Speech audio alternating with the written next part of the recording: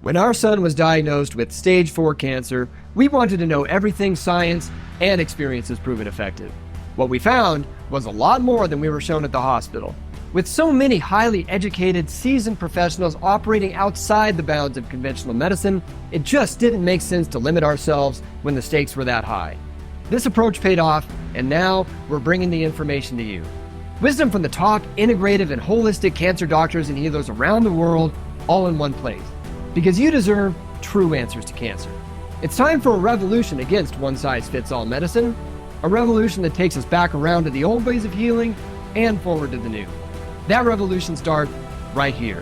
When it comes to reversing or preventing cancer, this is where you come for the best of the best. I'm Ryan Sternagel of the Stern Method, and this is the Anti-Cancer Revolution. Hey there, it's Ryan, and this is one of my favorite talks from our Anti-Cancer Revolution online conference series. Stick around to the end to find out how to ask these healers anything you want yourself. But in the meantime, enjoy and take something you can use right now from the show. And in this session, we have with us Dr. Dan Rubin, who is a naturopathic doctor based in Scottsdale, Arizona. His naturopathic oncology practice has been an integral part of the Phoenix metropolitan medical community for the last 20 years. After graduating from Southwest College of Naturopathic Medicine in 1997, Dr. Rubin returned to SCNM to complete his residency in 2004. He became the founding president of the Oncology Association of Naturopathic Physicians, ONC-ANP. The ONC-ANP represented a revolution in the field of naturopathic oncology, providing for the first time definition, validation, and standardization of the field of naturopathic oncology. Since that time, Dr. Rubin has become an internationally recognized naturopathic oncologist. Dr. Rubin is the co-founder, along with his wife, Debbie Malinsky, ND and medical director of Naturopathic Specialists, LLC in Scottsdale, Arizona. And I already forgot the other clinic. Help me out, Dr. Rubin. It's called Aspen Integrative Medical Center. It's in Flagstaff, Arizona. Aspen Integrative Medical Center in Flagstaff, Arizona, where he practices full-time as a naturopathic oncologist. At present, naturopathic specialist has served the clinical and logistical oncology needs of people from all 50 states as well as 19 countries. He is also an avid trail runner, as I try my best to be when I'm not under the gun getting something like this done. Dr. Dan Rubin, how are you? And thanks so much for coming on. I'm great. Thanks for having me. And I do look forward to having a trail run with you someday. We'll make it happen. Some elevation. Great. I do want to say we do have a partner up in our Flagstaff clinic, Dr. Amber Belt. Just want to give a shout out to her too. Yeah, very good. Very good. Note there, everybody, definitely ONC-ANP, oncology and naturopathic physicians, has been mentioned a time or two throughout this event, and you're talking to the founding president. So thank you for doing that. Thank you. Founded it with my good buddy, Dr. Jason Herman, naturopathic oncologist, whom I know you know too. And also on the event. Indeed. Lovely. Yes. He and I will hopefully see each other in a couple days. The real reason to bring ONC-ANP from not being around and to develop it and invent it was protection of the public. In this world of non-conventional oncology, we felt that as naturopathic oncology and the invention of the naturopathic oncologist was being important, it was very clear that if somebody is looking to consume non-conventional, natural, naturopathic, alternative, whatever words you want to ascribe to it, oncology services, it was important for the discerning consumer to be able to know who had skill and who didn't, because there are people out there who simply don't have as much expertise or experience or skill or true understanding, or not at the physician level. And it was important for us to demonstrate that within our profession, that there were those experts. And anyhow, thank you. Yeah. Well, I've been to a few of the conferences now, and usually the only guy wandering around there without an ND after my name. But it's it's always I look forward to them so much, because it's that's where I learn a whole lot of stuff that you do. And that's kind of the inspiration for this particular event, the Anti-Cancer Revolution 2, is, it's those types of presentations that I always get so jazzed up about. And I wish that I'm jazzed. This is exciting. I'm so happy. Thanks for having me on. I'm so happy you're doing this. I know I'm so glad many we're both people are. jazzed. Yeah, but it's it's always like I think the general public, especially the ones going through cancer that just are devouring information right and left, I think they have an appetite for this sort of information, and so I've managed to cobble together my best attempt at replicating an OnKNP for the general public, for the masses. So it's Thank you. thanks for giving me the inspiration. But all that said, I'd always like to ask why cancer to start us off before we get into the presentation. I have a bachelor in existential philosophy. That was my studies. And I thought that I had wanted to graduate college and be an instruction manual writer. And lo and behold, I became one. I end up creating arguments for how people can help themselves, how I can help people, how they can understand their unique physiology, their disease, understand their health, how they can regain it, how they can prevent. And I end up every day, multiple times per day, writing instruction manuals, each time different for each person. No checklists, no spreadsheets. Starts with a tabula rasa, a blank slate, because each person truly is an N of one. And one of the most unique things we look at in people in our practice is their unique physiology or biochemistry. It's their lab testing. It's truly what help guides a lot of our treatments. Cancer arises within oneself. That was intriguing to me. Cancer doesn't spare any system. It doesn't spare any tissue type. It doesn't spare any body fluid, any age, any gender. Cancer is still mysterious to us.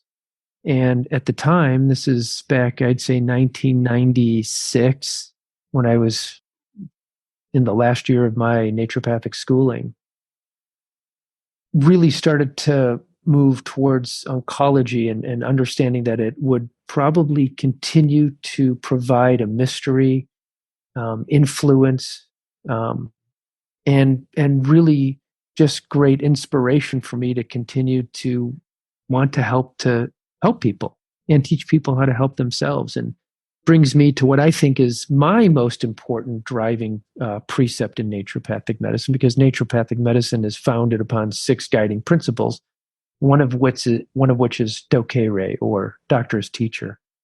And that's what my colleagues, myself, practitioners, non-naturopaths who are in the health world are doing, is finding that educating each person each time you meet with them is rewarding and helps them continue to learn how to help themselves. That's why cancer. I just learned 2 things there. One, there's this little strip mall type of deal that I get my hair cut at. More than a strip mall. But there's a store in there called Tabula Rasa, and they sell fine pens and various different books, and I always like to go in there and browse, but I never thought to ask what Tabula Rasa means. Now I know it means blank slate. And 2, I was always pronouncing it dossier, not dokei-rei. I know. All right, let's get into it. So you are, you're kind of known for your knowledge and love of, well, maybe love's the wrong word, but you know a whole lot about circulating tumor cells, CTCs as they were, and I'm excited to share your knowledge with the world here. Do you want to start off by? They've been mentioned before, but not in the deep dive context we're going to go into just right now. Just start by, I suppose, talking about what are circulating tumor cells. Circulating tumor cells are cells that are emancipated from a collection of cancer cells or a tumor or some type of metastatic deposit. It could be something that you can't see on scan.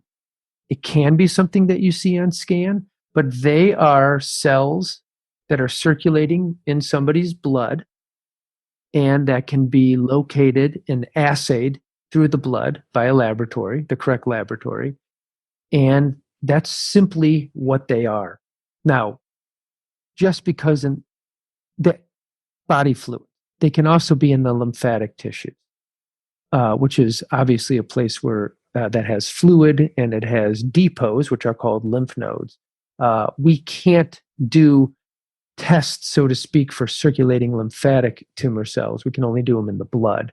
Obviously, a person can have a biopsy of a lymph node to determine if there's cancer in a particular lymph node. But that is a procedure, and it's not just a blood test. So that's what they are. They're just cancer cells circulating in the blood, and they're very important. And yes, I do love them in such a way. I love them in a way that they really are what I call a window into a world that we knew was there, but could simply just never see before. How do people get metastatic deposits? How does cancer spread? It has to go from one place to another.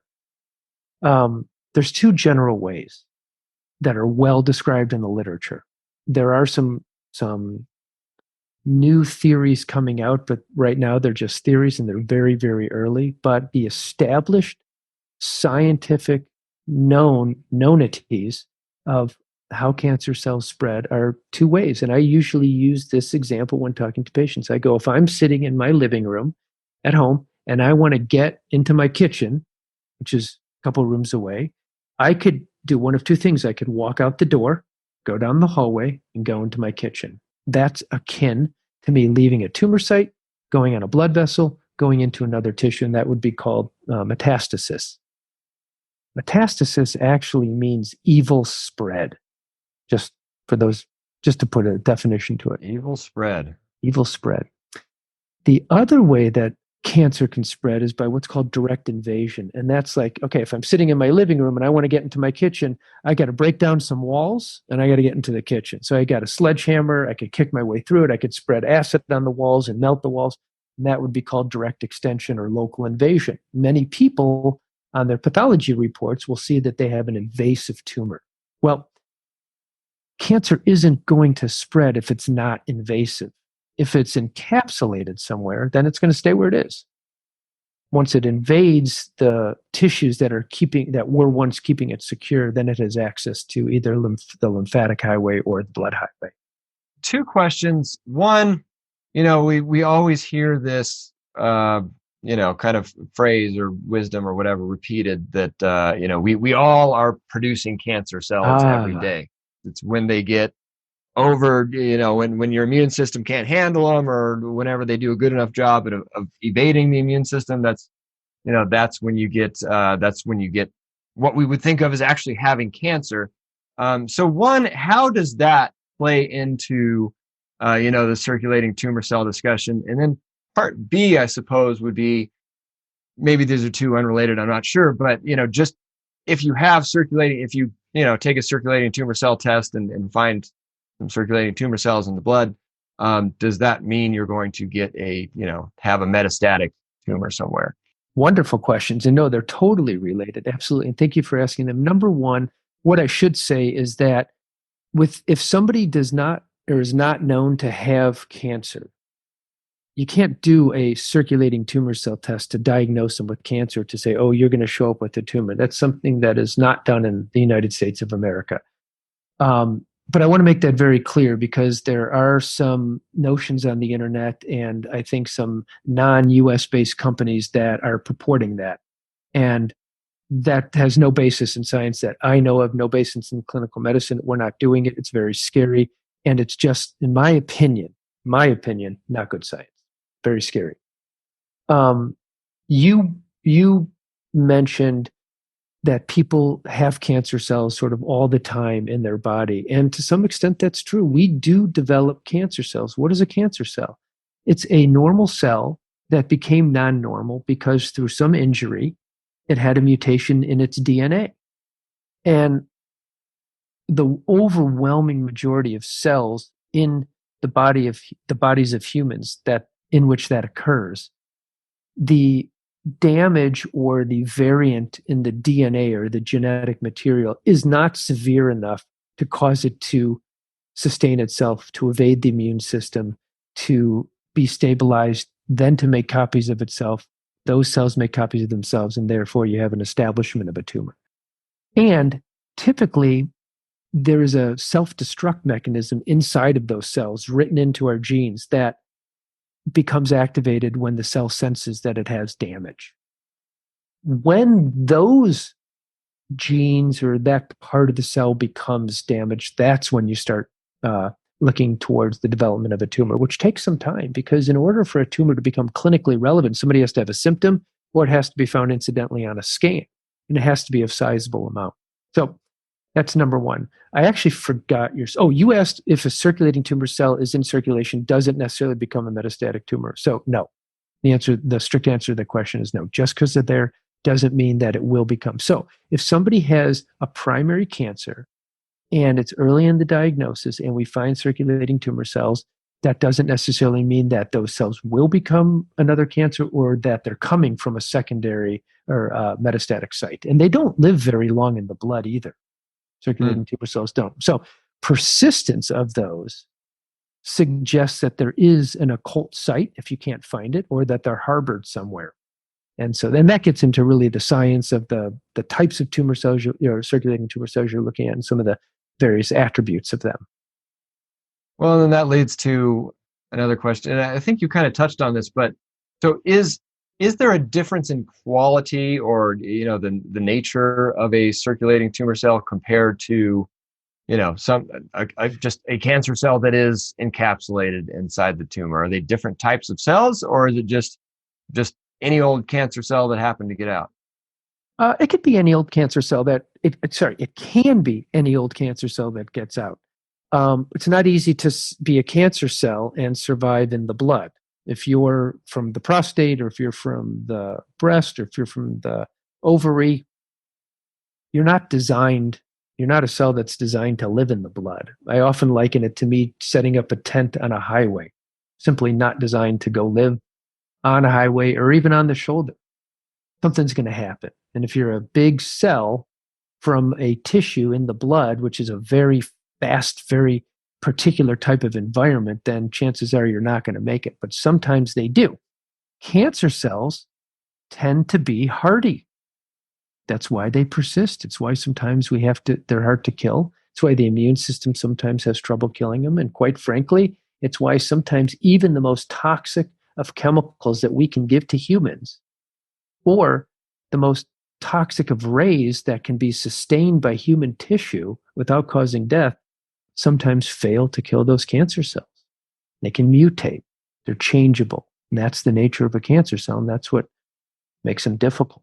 As far as just normal biology, I guess, does the body have any natural defenses against a circulating tumor cell? Yeah, I think there's a multitude of defenses, Ryan. I think one, and the one that's sort of, the big one is the immune system. But sometimes cancer cells don't show what they need to show for the immune system to attack. Sometimes the immune system sees a part of the cancer cell or the circulating tumor cell and sees that it is indeed part of the body. They don't see the bad part of it. They can only see the good part of it. And so they don't attack. I like to say that the cancer cells, whether they are in the tumor or whether they are circulating, can tend to seduce the immune system and seduce the other cells. A tumor that lives in the tissues of a human being has to have sustenance. It has to have support. So there's nearby cells that, it's almost like the quintessential argument of good versus evil. The good cells want to nurture the body. And so if the cancer cell's sort of only showing the normal part of it to the rest of the body, then they're going to be sustained. But one of our anti-cancer strategies, and I think many physicians out there share, is reducing the hospitality of the body to the cancer cells, which I think many of patients out there and many of the people out there who are seeking care or taking care of themselves would call that optimizing health. And part of that is looking at what needs to be done. There are ways to do this based on precepts, and then there are ways to do this based on individual differences and looking at the personality of somebody's blood. And there are factors, circulating factors, that can demonstrate sustenance or the tendency towards sustenance or hospitality, if you will, to cancer in general or circulating tumor cells. This is probably going to be an obvious question, but we're talking about circulating tumor cells and testing. But I mean, so it sounds like it's a good idea to test for circulating tumor cells, and what are the benefits of testing for these guys?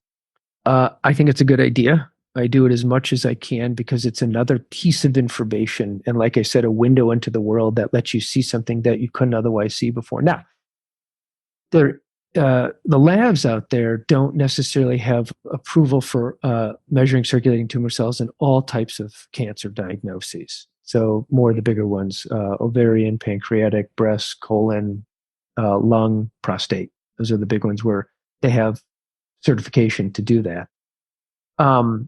Why is it a good idea? Well, one, you can get an idea of, is there still cancer? So if somebody has, say, come through treatment, let's say they're doing an integrative model and they have breast cancer, which is usually the example we use. Somebody may have had chemotherapy to begin with, and they may follow that with some kind of surgery. They may follow it with some kind of radiation. They may, if they have estrogen positivity, they may go on a anti-estrogen pill or some kind of treatment.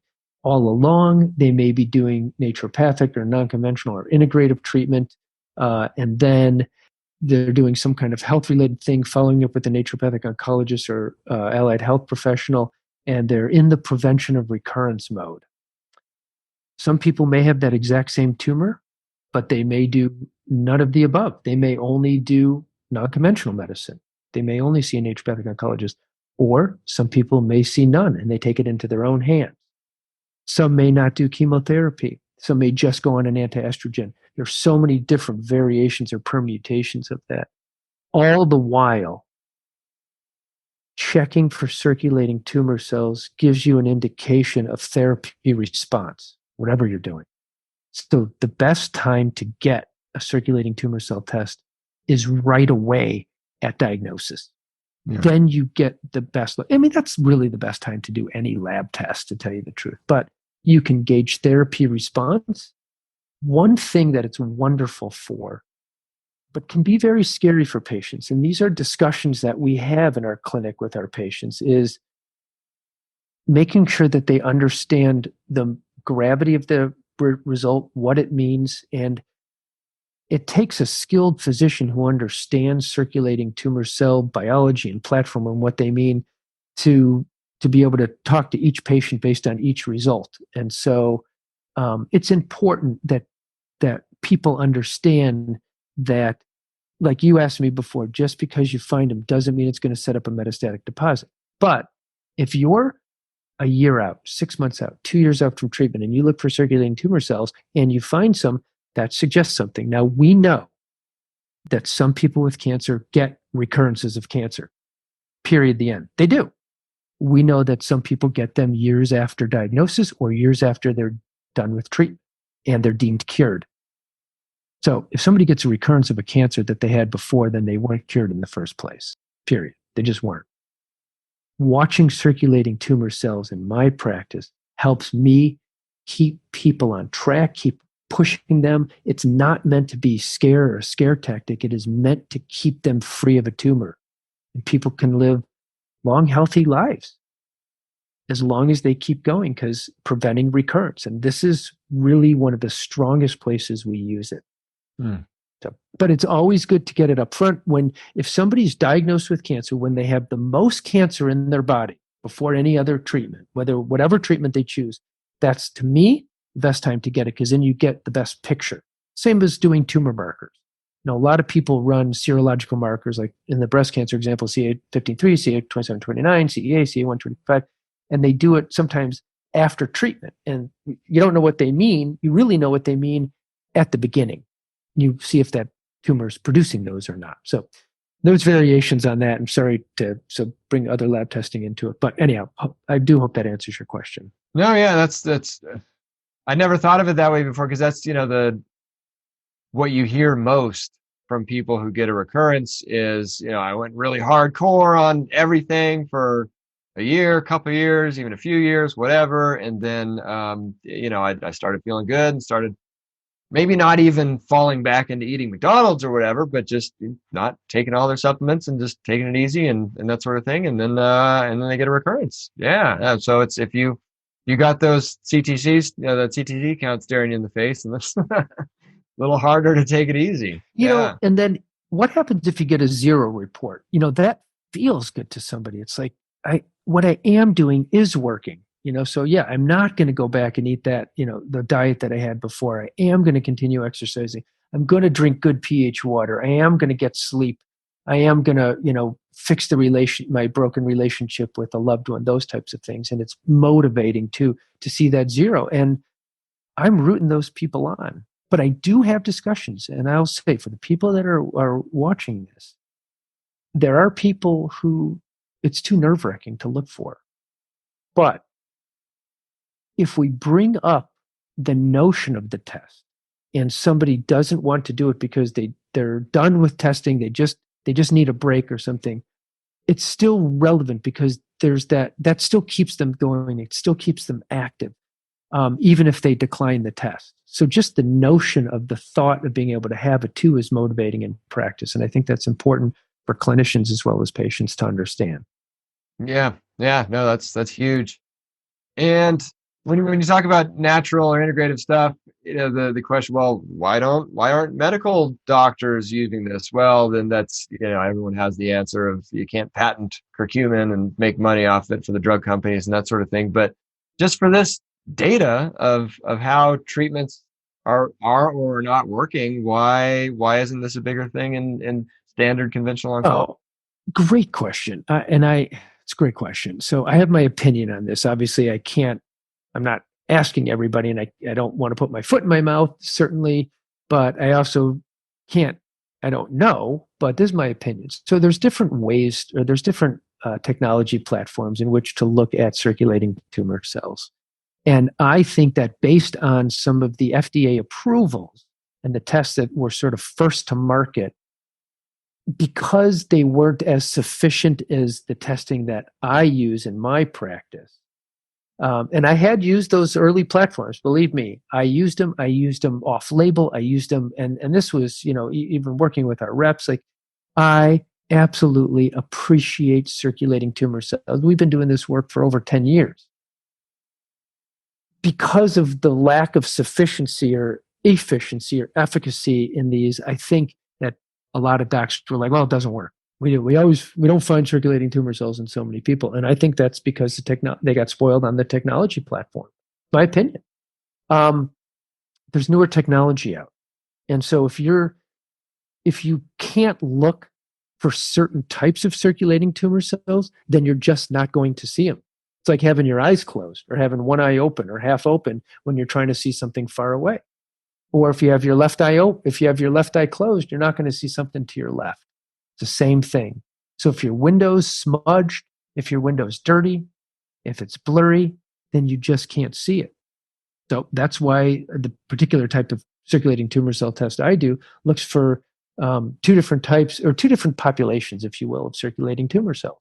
And it's incredibly important because I can tell you the overwhelming majority, ridiculously overwhelming majority of circulating tumor cells that are recovered by the lab with my patient population are ones that would otherwise not at all ever be seen by the labs we were using previously.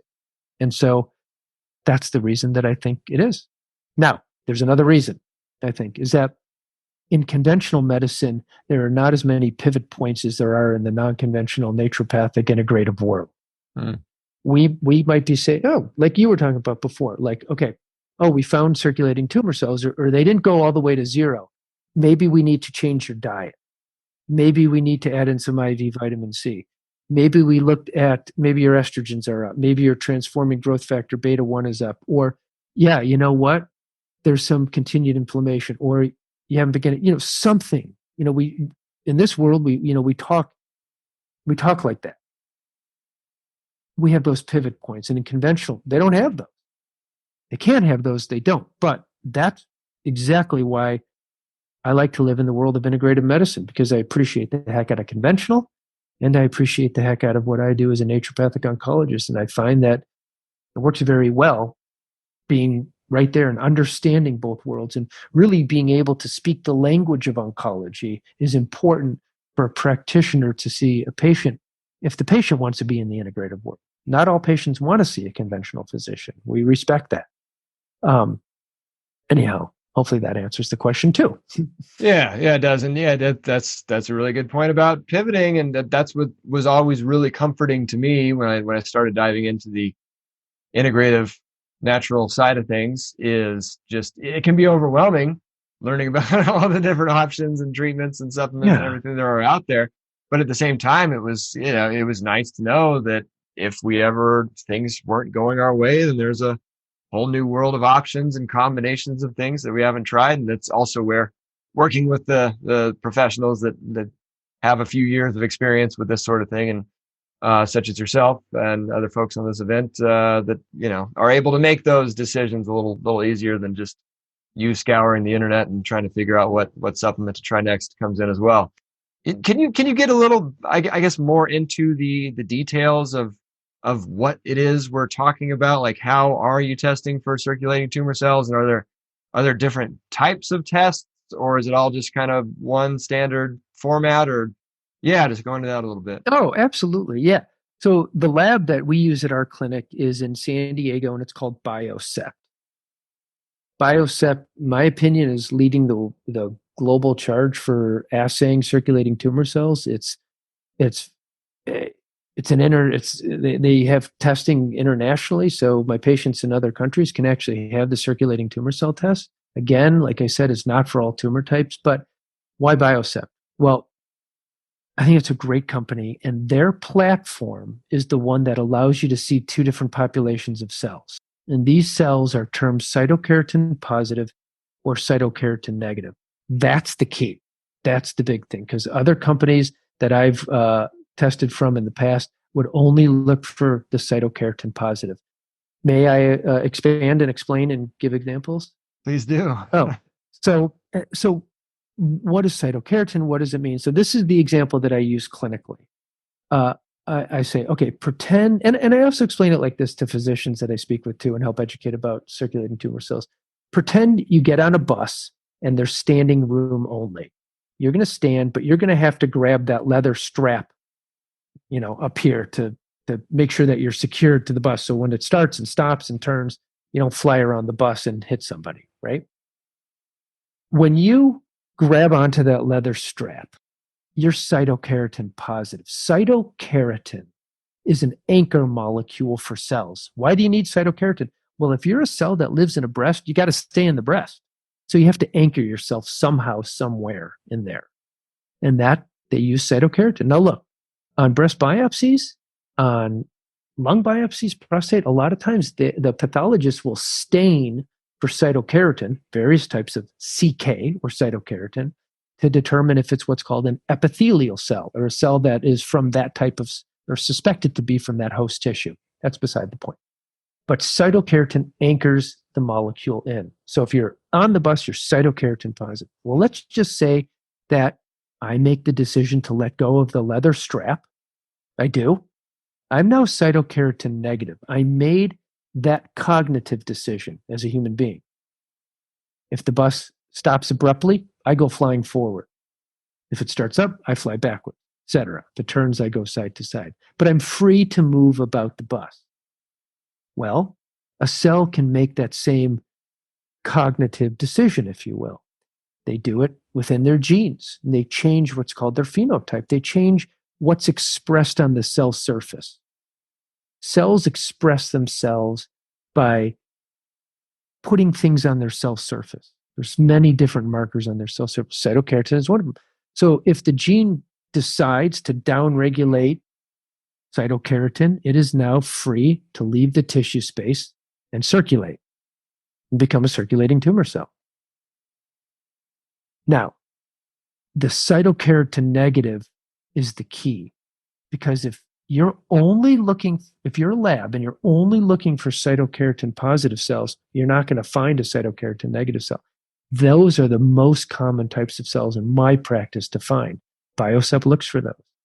The other labs that I had tested before didn't. And that's where I think the problem happened, is because it's infrequent that you find a circulating tumor cell that's cytokeratin positive. But we should talk about how you find that. And I'll give an example. What's important about a cytokeratin negative cell really is that notion of why the cell downregulated the CK. When it does that, because cytokeratin is a marker of maturation, a mature, a differentiated cell, that cell that is now CK negative is thought to be akin to a cancer stem cell. I know, yes, the light bulbs and going to go off. That is a hot topic. How do you look? What about cancer stem cells? Are they resistant to chemotherapy? Are they resistant to radiation? Are they the surviving fraction that causes metastatic lesions soon or far after diagnosis or after treatment is complete? This is part of the key. This is what brings it all together. This is where my true passion and need for measuring circulating tumor cells. It's actually a clinical need, the way I look at it. How can I help my patients the best for the long term and remain free of cancer after initial treatment? This is one of the ways.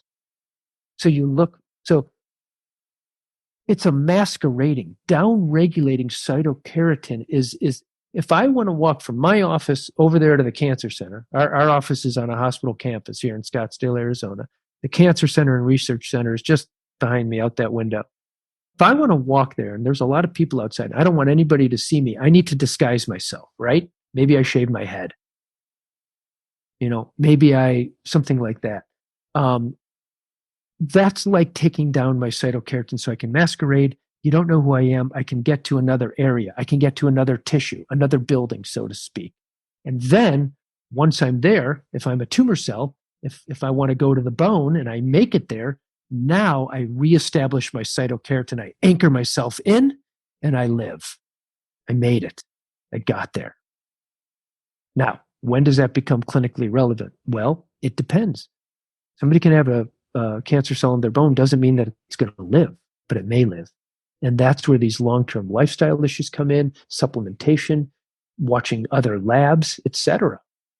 Like, that's why in my clinic, I do a lot of testing to look for bone integrity, not just like an every 2-year bone density test, like a DEXA. I mean, urine test, blood test to look for what's the health of the bones? How are they doing? Are you doing your weight-bearing exercise? Are you doing planks? Are you doing these types of things? But I'm also looking to see if there's net breakdown of bone. Why it's important, especially if a woman with estrogen receptor positive breast cancer is on an anti-estrogen known to reduce bone density. Why would we not want to check that? Why would we not give bone strengthening nutrients and diets to make sure that we reduce the potential of those tissues to be weak and accept a metastatic input? That's the philosophy of naturopathic oncology that is lacking in other disciplines, and that's why integrative medicine is so important. We fill that gap, and that's what you can do with the circulating tumor cell test. Can I go to cytokeratin positive? Yeah. Okay. So we talked about cytokeratin negative, what it means, masquerading, getting to a tissue, downregulation of maturation markers. But what if you're a cytokeratin positive cell and you're in circulation? How did you even get there? Well, pretend I'm holding on to the strap. I'm cytokeratin positive. I'm anchored in. I'm locked in. Okay, so the door opens. I'm holding on. Somebody barrels in, runs into the bus, tackles me. I rip the strap off.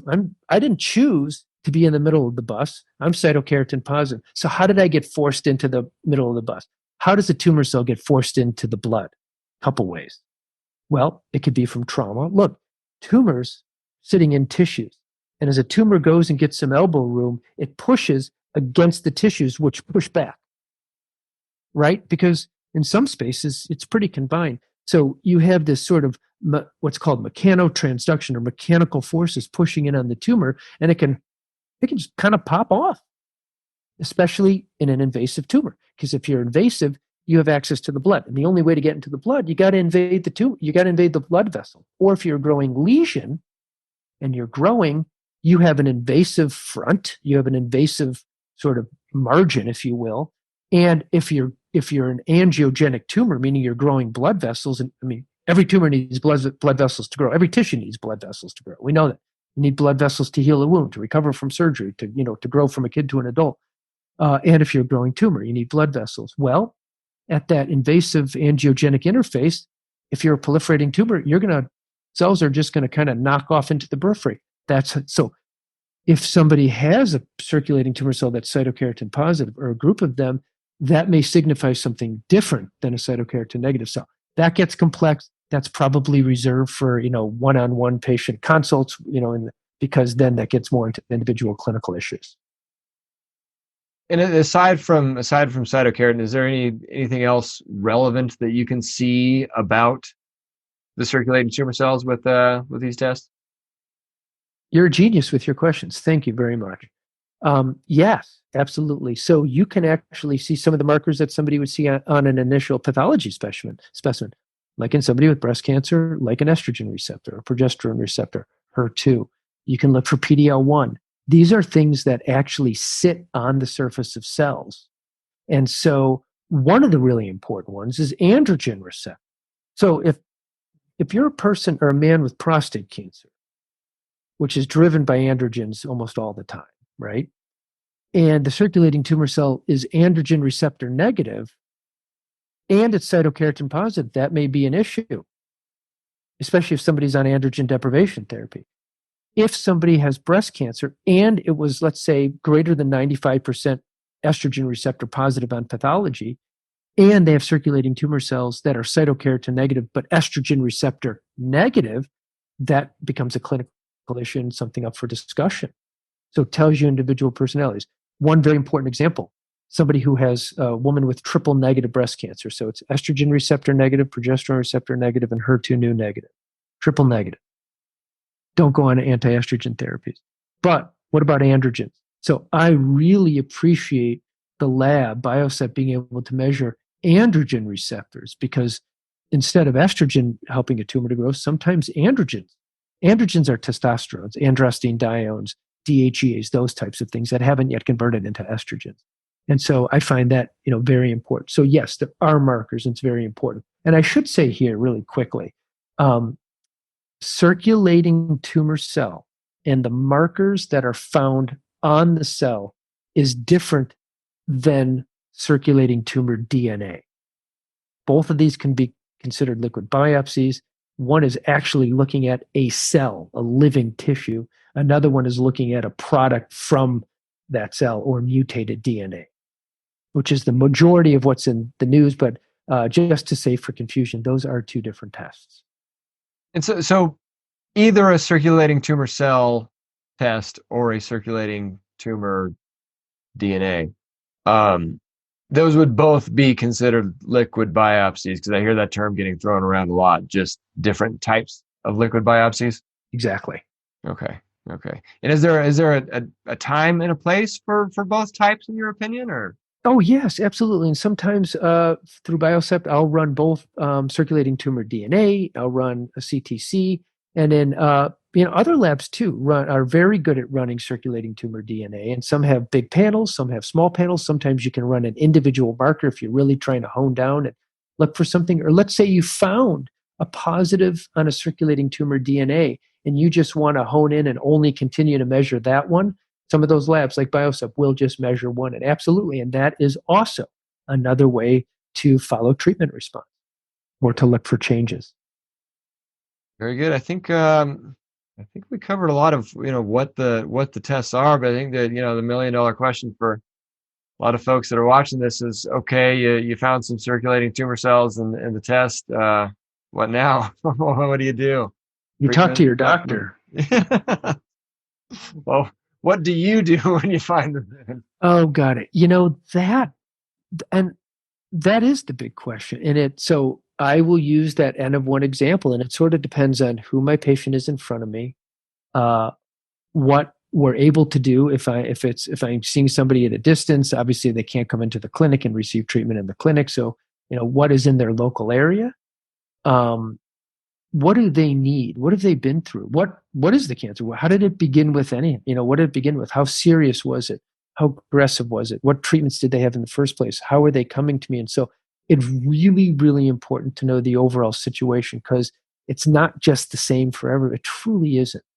The beauty of medicine is to be able to really look at somebody as an individual. What now? Run other lab tests. Look at supporting factors in the blood and then fix those.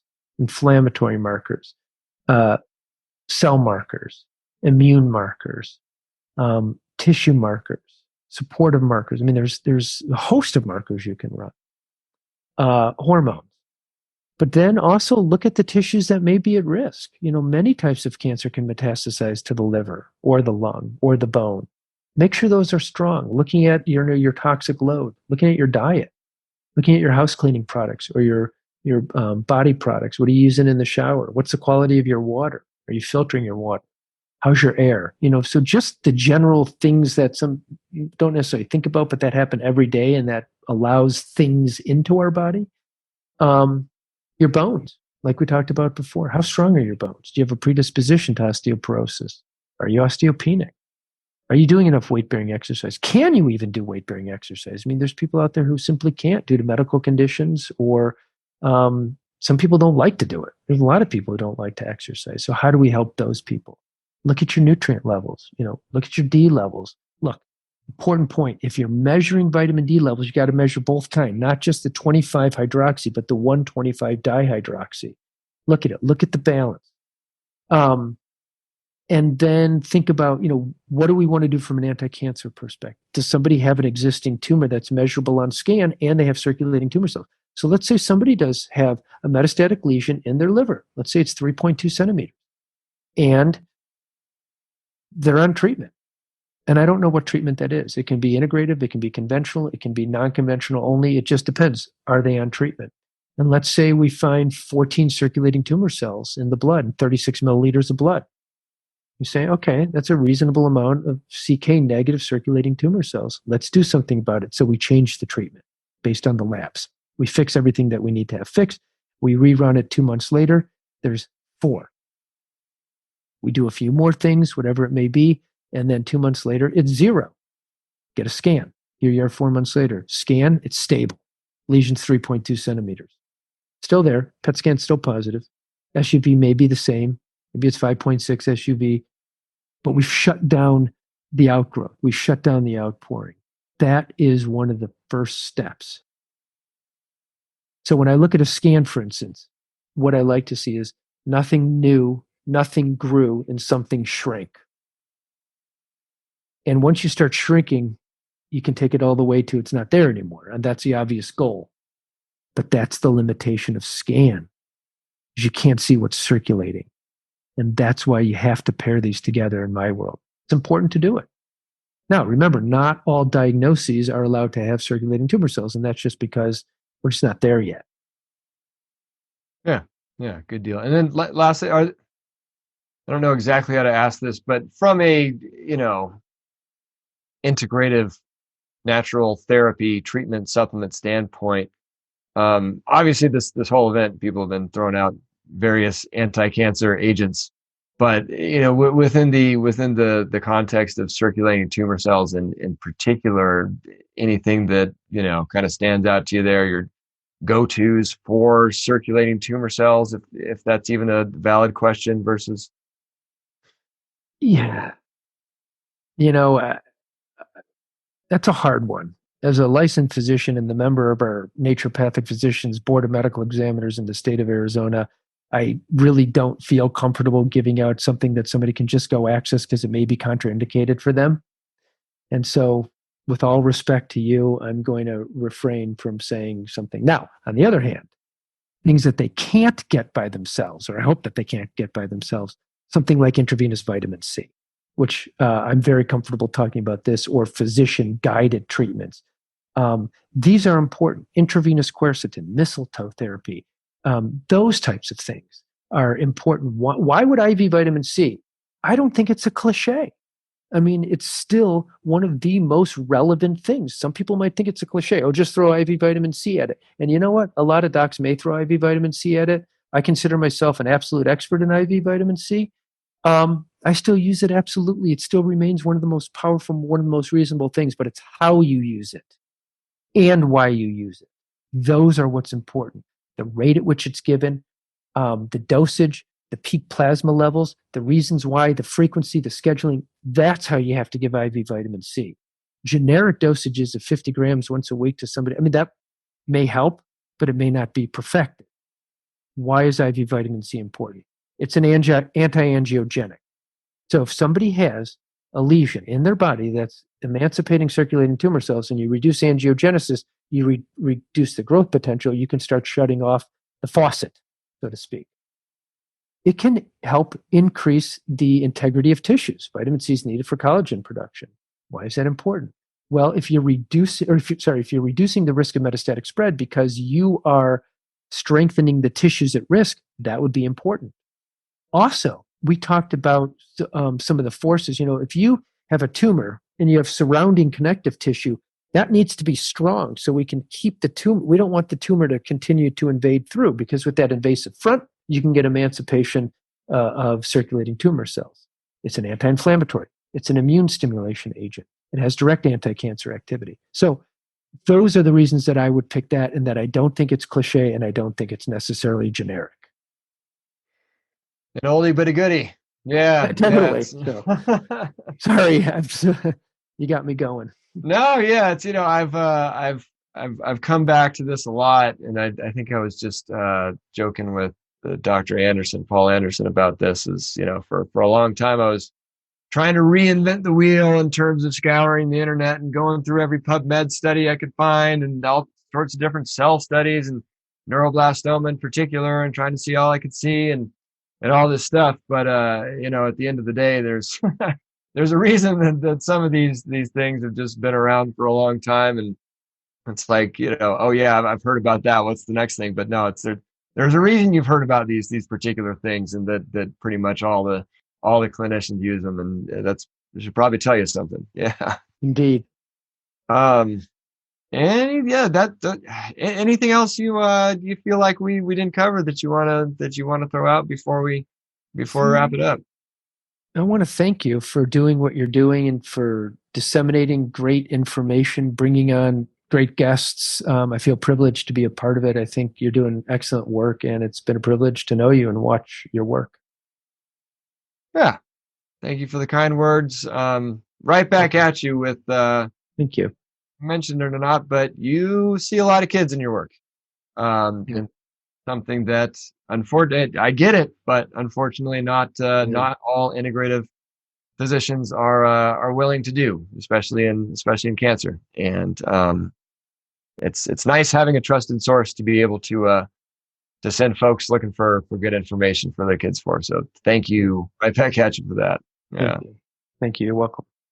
Dr. Dan Rubin, it's been a pleasure. You want to, we mentioned it, earlier in the bio, but let everyone know again where to find all things Dr. Dan Rubin, where to follow up with you, social media, all that stuff. Do you see patients remotely or just in person? Yep. No, we do remote consultations. Absolutely. Our main website is listenandcare.com, all written out, listenandcare.com. That's our main URL. That's our Scottsdale clinic. Aspen Med Center is our Flagstaff clinic. And on our website are certainly our links to our social media. That was Dr. Dan Rubin, everyone. I am Ryan Sternagel of the Stern Method, and we'll see you on the next one. And again, this was one of many amazing talks from our Anti-Cancer Revolution online conference series. If you would like the entire first and second events, along with detailed notes from the talks, together with the actual slides from the presentations, and most importantly, the ability to ask these doctors and healers anything you want yourself directly, that's what you get with Going Integrative Plus. This is the resource and community my wife and I would have given anything for when we were going through cancer with our son. Each and every week, we get one of the top integrative and holistic cancer doctors in the world on a call, and you get to ask them literally anything you want yourself. Listening to this podcast for your health is amazing, but getting to be the one asking the questions yourself about whatever you're currently trying to figure out dramatically shortcuts the learning curve and helps you make more right decisions faster and avoid the wrong ones. You also get every past call we've ever done, which is hundreds of hours of content that's all transcribed, timestamped, and searchable, so you can see what all of our experts have said about any particular topic, which is a very nice antidote to how hard it's become to find good natural health information pertaining to cancer online these days. Huge discounts on all of our favorite supplements and devices, and maybe most importantly, a great community of people who are all on the same page with holistic healing. It is the absolute most valuable thing for someone serious about either preventing or reversing cancer we could imagine, which is why we made it. You can check it all out and become a part of it at goingintegrativeplus.com if you feel like this would be a helpful thing for you. And as always, remember, if you are going through cancer or anything else you'd rather not be, just keep going. God bless and Godspeed, and we'll see you on the next one.